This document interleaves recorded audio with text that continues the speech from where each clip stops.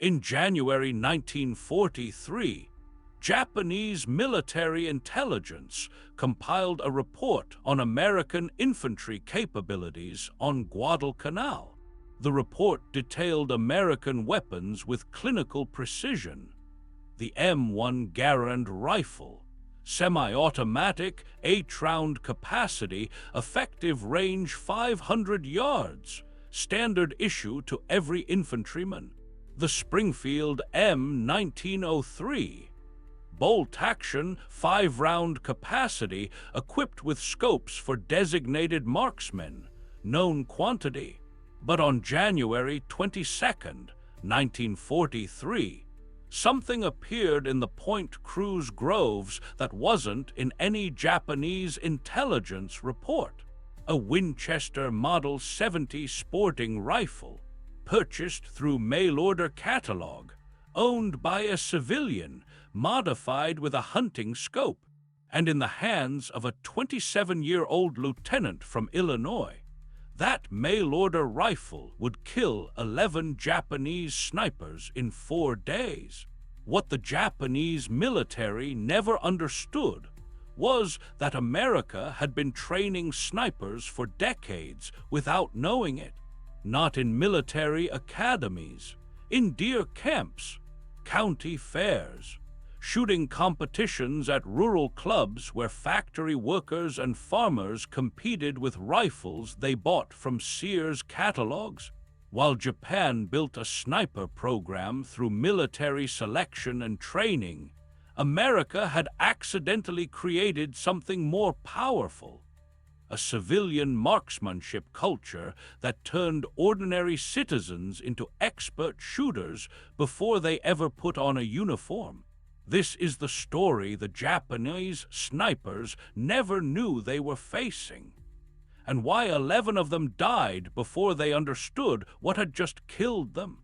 To understand what happened in the Point Cruz groves in January 1943, you have to understand something the Japanese military completely missed. America had a rifle culture that didn't exist anywhere else in the world.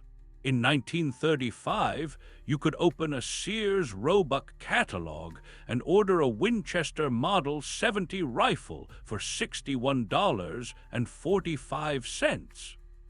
That's about $1,400 in today's money. Not expensive, not cheap. Attainable for a factory worker who saved for a few months. The rifle would arrive at your local post office in a wooden crate. No background check, no waiting period, no government paperwork. You took it home the same day. That Winchester Model 70 was better than most military rifles in the world. It had a controlled round feed system that prevented double feeds even when you worked the bolt violently under stress. It had an adjustable trigger that could be tuned down to 3 pounds for precision shooting. It was designed for hunters who needed to make one-shot kills on deer at 300 yards. And millions of Americans owned rifles like this. Now compare that to Japan. In 1935, if you were a Japanese civilian, you could not legally own a rifle. All firearms were controlled by the military. If you wanted to learn to shoot, you joined the military or you didn't shoot. Japanese military doctrine understood the value of snipers. They had studied European tactics from World War I. They knew trained marksmen could dominate terrain and inflict disproportionate casualties. So they created a formal sniper program. Selection was rigorous. Candidates had to score expert on the rifle range. They had to demonstrate patience, discipline, physical endurance. Once selected, they trained for months. Camouflage techniques, range estimation, stalking. They learned to climb trees and remain motionless for hours. They learned to account for wind, elevation, temperature.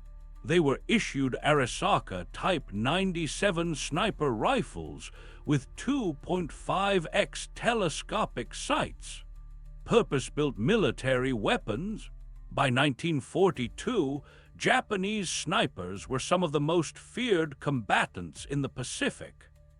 Marines on Guadalcanal learned to move carefully, to never skyline themselves on ridges to watch the trees. Japanese snipers killed hundreds of Americans in the first months of the Guadalcanal campaign. But here's what Japanese military planners never understood. While they were creating snipers through military selection and training, America had already created millions of snipers through economics and culture. In 1940, there were approximately 44 million rifles in civilian hands in the United States, not military surplus. Not government-issued training weapons, privately owned sporting rifles purchased for hunting and target shooting, and Americans used those rifles constantly. The national matches at Camp Perry, Ohio, started in 1907, annual competition drawing thousands of civilians and military shooters, ranges out to 1,000 yards, prizes for the best marksmen in the country, state-level competitions in nearly every state, county fairs with shooting contests, local clubs where men competed on weekends. John George, the lieutenant who would kill 11 Japanese snipers in 4 days, had won the Illinois State Championship in 1939. He was 23 years old, a civilian. He competed against factory workers, farmers, teachers, shopkeepers. The winner of that championship could put 6 rounds inside a 4-inch circle at 600 yards using iron sights. That level of skill was not unusual in American shooting culture. Let me give you numbers that Japanese intelligence never compiled. In 1940, the U.S. military had approximately 190,000 active-duty soldiers. That same year, the National Rifle Association had over 100,000 members who participated in competitive shooting. The Civilian Marksmanship Program, created in 1903 to improve national shooting skills, had trained over 500,000 Americans by 1940. When war came, the U.S. military didn't have to create expert marksmen from scratch. They were already there, working in factories, farms, offices. Men who had spent 10 or 20 years shooting rifles for sport. All the military had to do was give them uniforms. And here's the piece that matters for point crews. These civilian shooters often owned better equipment than the military issued. The Winchester Model 70 that John George brought to Guadalcanal was objectively superior to the Springfield M1903 sniper rifle the military provided. The Winchester had a stronger action, better trigger, more consistent accuracy, and George had mounted a Lyman Alaskan scope on it, a civilian hunting scope designed for long-range shooting in varied terrain and weather. The military's unertl scopes were excellent, but they were designed for formal target shooting. Fixed magnification, long eye relief. They worked beautifully on a known distance range. The Lyman was designed for hunting, for situations where the target might appear at 100 yards or 400 yards, where you needed to acquire and shoot quickly. George had bought both the rifle and the scope with his own money. He had spent years learning to use them. He knew exactly how that rifle behaved at different ranges, different temperatures, different wind conditions. That knowledge came from hundreds of hours on civilian ranges. Thousands of rounds fired at groundhogs, deer, paper targets. The Japanese snipers in the Point Cruz groves had been trained by the military. They were professionals, but George had been training himself since he was a teenager. And in January 1943, those two systems, Japanese military professionalism versus American civilian expertise, were about to collide. The Japanese snipers thought they were facing American military marksmen with military equipment and military training. They had no idea they were facing something their doctrine had never accounted for: a man with a rifle better than anything in their arsenal, with a scope optimized for field conditions, and with a decade of experience that no military training program could replicate. On January 19, 1943, a Japanese sniper killed an American soldier named Corporal Davis while Davis was filling canteens at a creek near Point Cruz. Single shot through the neck. Davis died before his body hit the ground. The Japanese sniper fired from 80 feet up in a banyan tree. He was positioned in a hide he had constructed the previous night, branches and vines carefully arranged to conceal his silhouette. He had climbed the tree before dawn. He would remain there until after sunset. No movement, no sound, total commitment to patience. This was Japanese sniper doctrine, executed perfectly. Japanese sniper training emphasized three core principles. First, concealment over comfort. Japanese snipers trained to remain motionless for 8 to 12 hours. They learned to ignore thirst, hunger, the need to urinate. They learned to breathe slowly and shallowly so their chest movement wouldn't rustle leaves.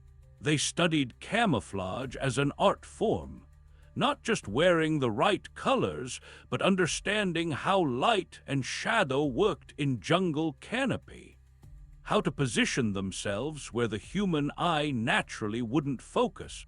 Second, elevation dominance. Japanese snipers climbed.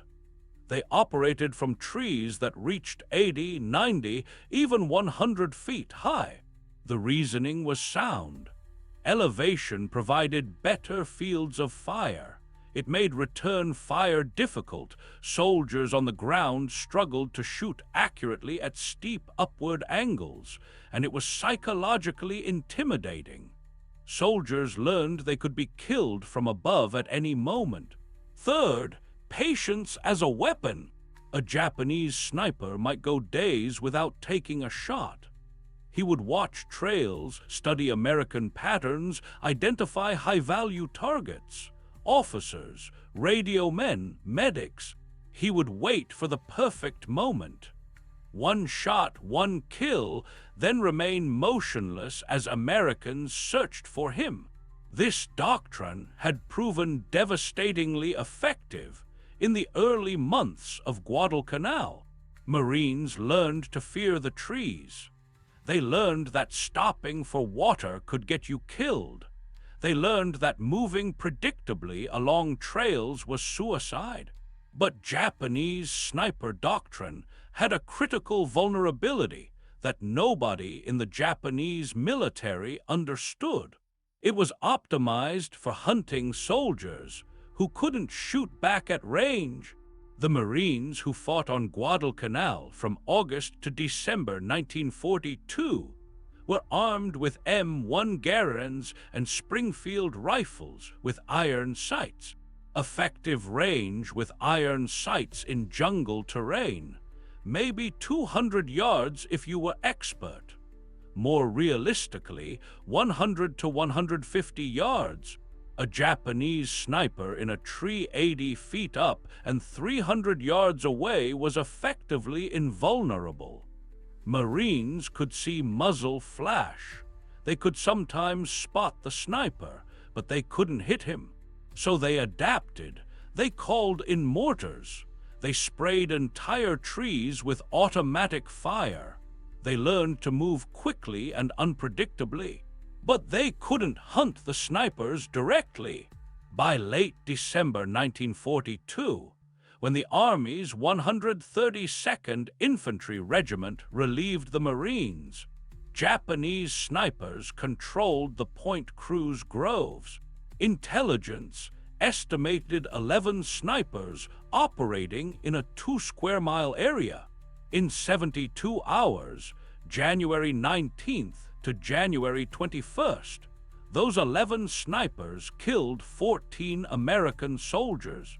The battalion commander needed a solution. Standard tactics weren't working. Artillery was ineffective against individual snipers in dense jungle. Sending patrols to find them resulted in more casualties.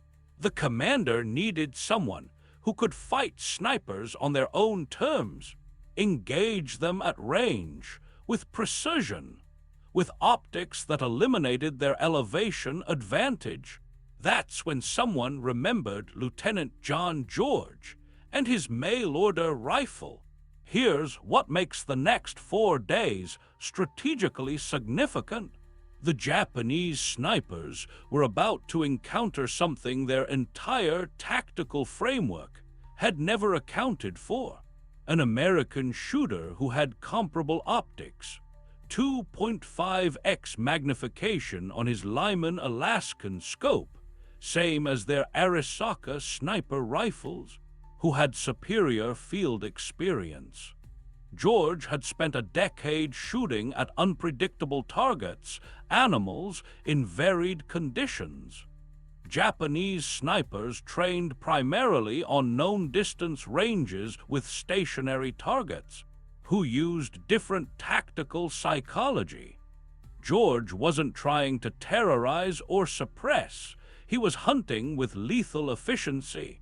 Who understood American logistics. He could request any position, any support, any ammunition he needed. The Japanese snipers were isolated with limited resupply. But the deepest advantage was something invisible to both sides at the time. American civilian shooting culture had accidentally developed counter-sniper tactics decades before the military formalized them. Think about what competitive shooting teaches: range estimation under pressure. Competitions involved unknown distances. You had to judge range, adjust your scope, and shoot within time limits. Wind reading. Outdoor ranges meant constantly changing conditions. You learned to read vegetation movement, mirage, feel on your face, position adaptation. Competition shooters learned to shoot from awkward positions because matches required it. Prone, sitting, kneeling, standing. George had shot from all of them hundreds of times. Equipment knowledge. When you own your rifle for 10 years, you know its exact zero at every distance. You know how much holdover you need at 300 yards. You know whether your rounds will print high or low in hot weather versus cold.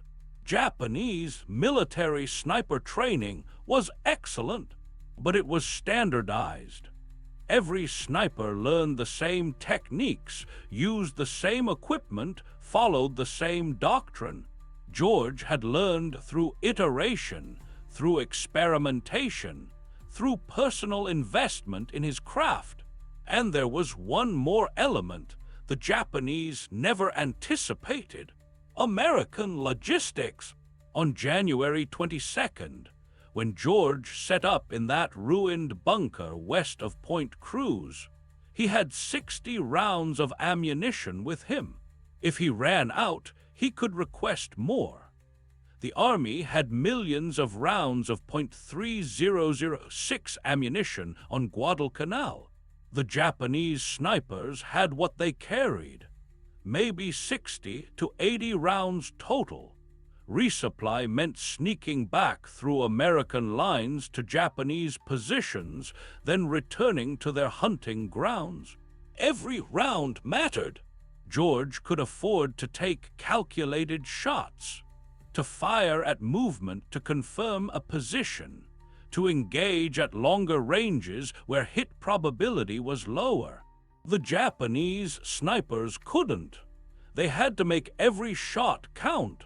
So when George killed his first sniper at 9:17 a.m. on January 22nd, 240 yards, one shot, clean kill, the Japanese sniper's partner didn't understand what had just happened. He knew an American rifleman had taken a long-range shot. He didn't know that rifleman had personally loaded those rounds, had tested that exact ammunition at that exact range, knew the rifle's point of impact within 2 inches. When George killed the second sniper 26 minutes later, the surviving Japanese began to realize something was wrong. When he killed the fifth sniper by noon on the first day, they understood. They were being hunted by something their doctrine had never prepared them for.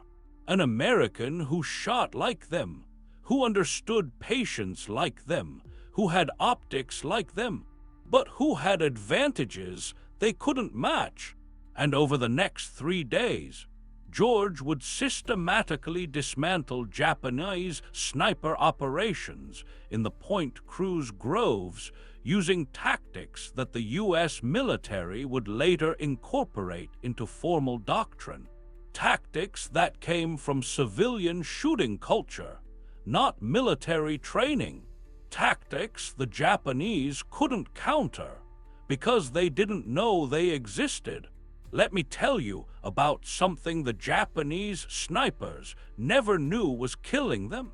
It wasn't just George's skill. It wasn't just his rifle. It was an entire industrial system that had been building toward this moment for 40 years. In 1936, the Winchester Repeating Arms Company manufactured 14,000 Model 70 rifles, not military contract weapons, civilian sporting rifles, sold through catalogs and sporting goods stores across America. That same year, Japan's entire annual military rifle production was approximately 100,000 Arisaka rifles for all armed forces.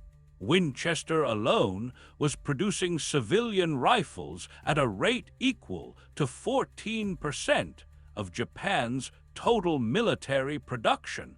And Winchester was just one company. Remington, Savage, Stevens, Marlin, American manufacturers produced hundreds of thousands of civilian rifles every year throughout the 1930s. Why does this matter? Because by 1941, when war began, American civilians owned approximately 44 million rifles. Japan's entire military had stockpiled roughly 6.5 million military rifles since the Meiji era. American civilians owned 7 times more rifles than the Japanese military.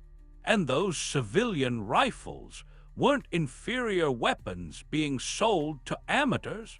Companies like Winchester competed in the civilian market by making better products, more accurate, more reliable, more refined. The Model 70's action was so well designed that military armorers studied it. The trigger system was superior to most military rifles. The barrel manufacturing process produced better accuracy than mass-production military techniques. Winchester didn't achieve this through military contracts and standardization. They achieved it through market competition. If Winchester's rifles weren't accurate, hunters bought Remington rifles instead. If the triggers weren't smooth, competitive shooters went to savage. The civilian market demanded quality, and American manufacturing delivered. Now let's talk about optics. The scope George mounted on his Winchester, the Lyman Alaskan, was designed by hunters for hunters. Lyman Gun Sight Corporation had been manufacturing precision optics since 1878. By the 1930s, they had decades of experience making scopes that worked in rain, fog, temperature extremes, rough handling. Why? Because hunters demanded it. A hunter who traveled to Wyoming to hunt elk couldn't afford for his scope to fog up or lose zero. He had paid for licenses, travel, guides. If his scope failed, his hunt failed. So Lyman engineered solutions: nitrogen purging to prevent internal fogging, robust mounting systems that maintained zero through recoil, lens coatings that reduced glare. All of this development happened in the civilian market. Compare that to Japanese military optics development. The Arisaka Type 97 sniper rifle scope was excellent by military standards. 2.5x magnification, clear optics, reliable within normal operating parameters, but it was designed by military specifications, which meant it was designed for military funding, military timelines, military logistics. If the scope developed a problem, you couldn't just send it back to the manufacturer for repair. You requisitioned a replacement through military supply channels, which might take weeks or months. If you wanted a different reticle design, you couldn't order a custom version. You used what was issued. The Japanese military system produced good equipment, but it couldn't iterate as fast as American civilian market competition. And here's the cascade effect that Japanese planners never calculated. When America entered the war, the military could tap into decades of civilian R&D. The M1C and M1 Garand sniper rifles that entered service in 1944. They used Lyman and Weaver scope mounting systems adapted from civilian designs. The M73 scope used on some Springfield sniper rifles. Manufactured by Weaver, a civilian company that had been making hunting scopes since 1930. American military sniper programs didn't have to invent everything from scratch. They could adopt and adapt from a massive civilian industry that had been refining these technologies for profit. By 1943, American companies were producing approximately 50,000 rifle scopes per year for military use. Japan's entire military optics production, rifle scopes, artillery scopes, naval optics, everything, was roughly 30,000 units per year total, and the American number doesn't include continued civilian production. Companies like Lyman and Weaver kept manufacturing hunting scopes throughout the war because civilian hunting continued. Farmers needed rifles for pest control. Hunters provided supplemental meat for families. That meant American optical engineers kept iterating, kept improving, kept competing. But the deepest advantage was something that can't be captured in production statistics. It was knowledge distribution. In America, there were thousands of civilian gunsmiths who understood precision rifle work. Men who had been bedding stocks, adjusting triggers, mounting scopes for hunters and competitive shooters since the 1920s. When the military needed expertise, that knowledge base existed. In Japan, firearms expertise was concentrated in military arsenals and a few authorized manufacturers. If you weren't military, you didn't work on rifles. That centralization was efficient in some ways, but it meant fewer people solving problems, fewer iterations, fewer innovations making it from field experience back to design improvements. Look at George's Winchester again. He bought the rifle in 1941. He mounted the scope himself using a Griffin and Howe mount, a civilian product designed by two gunsmiths who had started their business making custom hunting rifles for wealthy clients. He adjusted the scope's eye relief for his personal shooting style. He tested different ammunition types to find which loads shot most accurately in his specific rifle. He made minor trigger adjustments to get the pull weight exactly where he wanted it. All of this was normal in American civilian gun culture. All of it would have been impossible in Japanese military culture. And when George set up in that bunker on January 22nd, 1943, he was carrying the accumulated knowledge of 40 years of American civilian firearms development.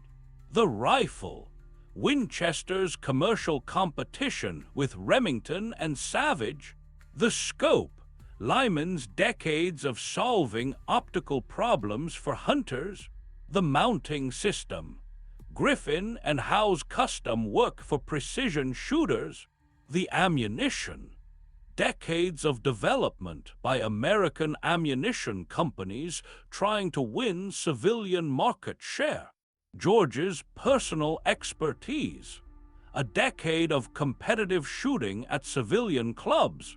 None of this came from military programs. All of it came from a civilian firearms culture that existed nowhere else in the world at that scale.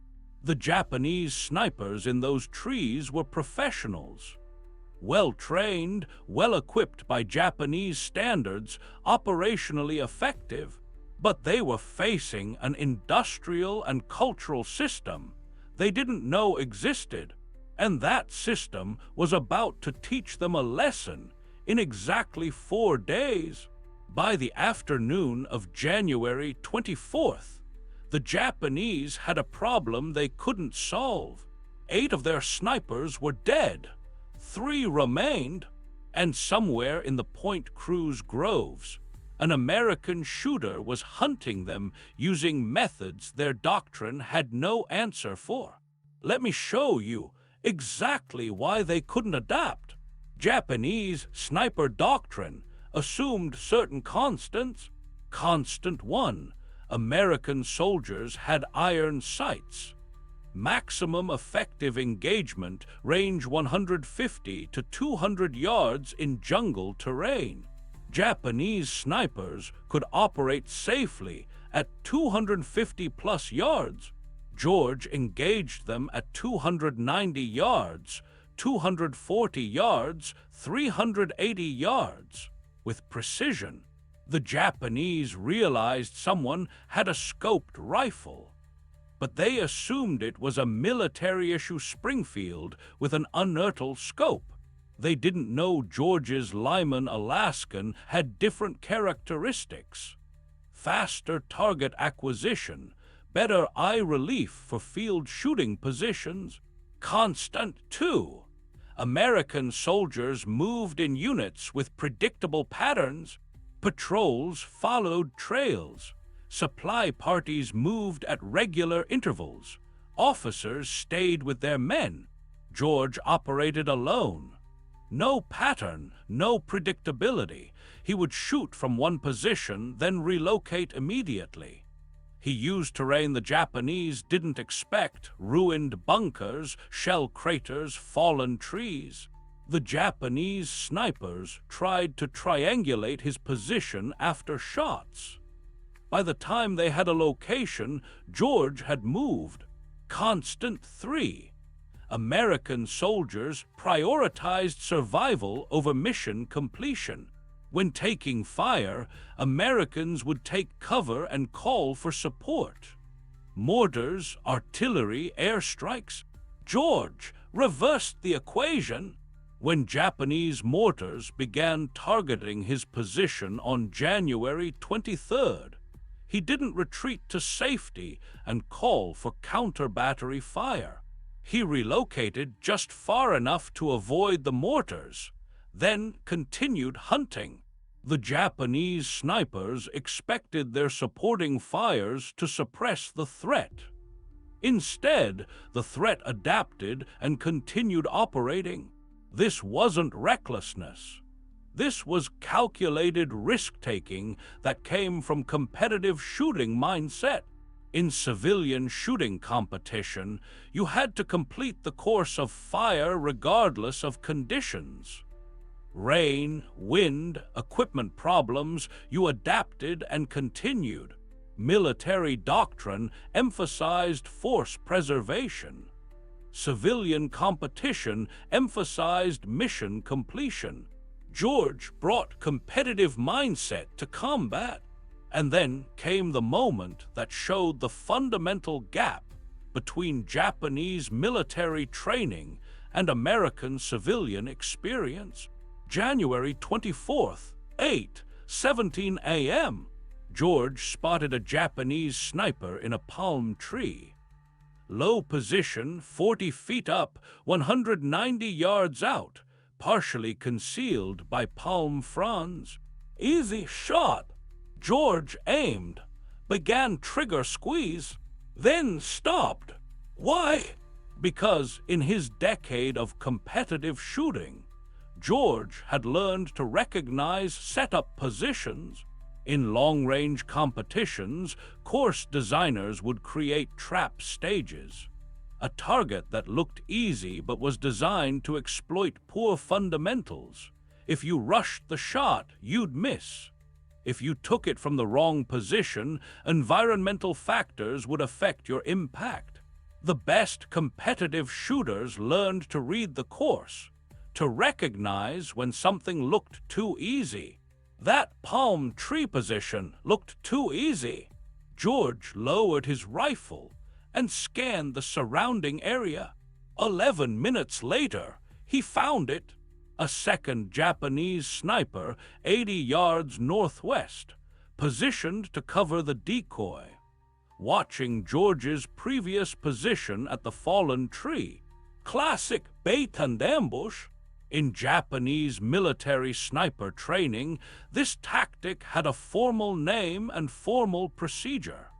One sniper would expose himself deliberately. His partner would wait for enemy shooters to engage, then eliminate them. The tactic worked against soldiers who saw a target and shot reflexively. It failed against someone who had spent 10 years learning to read situations, to recognize traps, to think 3 moves ahead. George shot the decoy first. The supporting sniper turned toward the sound exactly as George predicted. George killed him mid-turn. 2 shots, 2 kills. Using civilian-developed pattern recognition against military-trained tactics, the Japanese never understood what had just happened. Their bait and ambush had been textbook, exactly as doctrine specified. It failed because George had learned in civilian competition that textbook solutions often reveal their nature through their perfection. The 11th and final Japanese sniper learned from watching his comrades die. He understood George was somewhere in the American lines. He understood George had a scoped rifle and extraordinary skill. So he did something the Japanese doctrine rarely emphasized. He attacked. January 24th, 10:03 a.m. The Japanese sniper came down from the trees and moved along the jungle floor toward George's last known position. This was tactically sound. George's advantage was range and optics.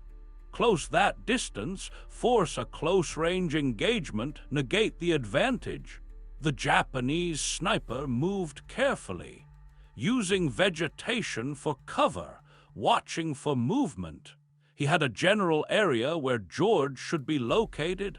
He moved to the rocks where George had previously positioned, found them empty, continued east toward the drainage ditch. George was 38 yards away in a water-filled crater, submerged up to his chest. Winchester held vertically to keep the barrel clear. He watched the Japanese sniper search the wrong positions, and here's what makes this engagement strategically important. George had learned through hunting that the hardest target to hit isn't the one that's far away or moving fast. It's the one that remains completely still while danger passes by. Deer hunters who sit in tree stands for hours learn this. You watch the deer approach your position. Every instinct screams to move, to adjust, to prepare to shoot. The hunters who succeed are the ones who can override that instinct, who can remain absolutely frozen while the deer walks within yards of their position. George had been doing this since he was a teenager. The Japanese sniper moved past the crater. He was now positioned with his back to George, 42 yards away, searching the drainage ditch where George should have been. George rose from the water, slowly, silently. One shot, center mass. The Japanese sniper dropped. George worked the bolt, chambered another round, scanned for additional threats, found one, a second soldier 70 yards away, moving to support the sniper. Second shot, the soldier fell. 11 shots over 4 days. 11 Japanese snipers killed. But here's the number that matters more. 0 American casualties from Japanese sniper fire in the Point Cruz groves after January 22nd. The Japanese snipers didn't wound American soldiers. They didn't suppress American operations. They died. 3 days after George cleared the Point Cruz groves, U.S. Army Division Headquarters issued new guidance on counter-sniper operations. The guidance recommended recruiting soldiers with civilian competitive shooting experience.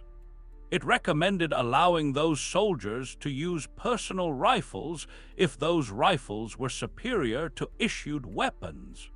It recommended scoped rifles be issued more widely to infantry units. By late 1943, the Army had formalized sniper training programs based partly on lessons from Guadalcanal. By 1944, the Marines had created scout sniper platoons. The tactics George used, operating independently, relocating after every shot, using terrain creatively, reading enemy setup positions became formal doctrine. All of this came from one lieutenant with a mail-order rifle. But the deeper lesson was the one neither side fully understood at the time. American civilian firearms culture had accidentally created a military advantage that couldn't be replicated through military training alone. The Japanese could train snipers. They did train excellent snipers, but they couldn't create the industrial base, the commercial competition, the decades of civilian experimentation that produced men like George. And across the Pacific theater, this pattern repeated. American soldiers with hunting rifles, Marines with civilian marksmanship training, soldiers who brought commercial scopes and personal ammunition loads. The Japanese military kept encountering Americans who shot better than doctrine said they should, with equipment better than intelligence reported they had, using tactics that didn't appear in any manual. On January 28, 1943, Lieutenant Colonel Ferry asked George if he could train other soldiers to do what he had done. George said yes, but he wanted to keep his Winchester. Ferry approved immediately. The Winchester Model 70 that killed 11 Japanese snipers in 4 days sits in a museum now. Most visitors walk past without stopping. It looks like any other vintage hunting rifle, but it represents something those visitors will never fully understand.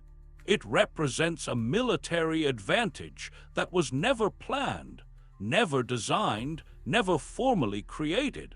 It emerged from economics, from civilian market competition, from hunters who demanded better rifles and were willing to pay for them, from shooting clubs where factory workers competed on weekends, from a culture where a 23-year-old could buy a precision rifle through the mail and spend a decade learning to use it. The Japanese military studied American infantry weapons extensively. They knew the specifications of the M1 Garand. They knew the Springfield rifle. They understood American artillery, American armor, American aircraft. But they never knew about the mail-order catalogs, the civilian shooting culture, the 44 million rifles in private hands, the decades of commercial innovation that created rifles better than military issue. They never knew that America had been accidentally training snipers for 40 years before the war started, and by the time they learned, it was too late. John George survived the war.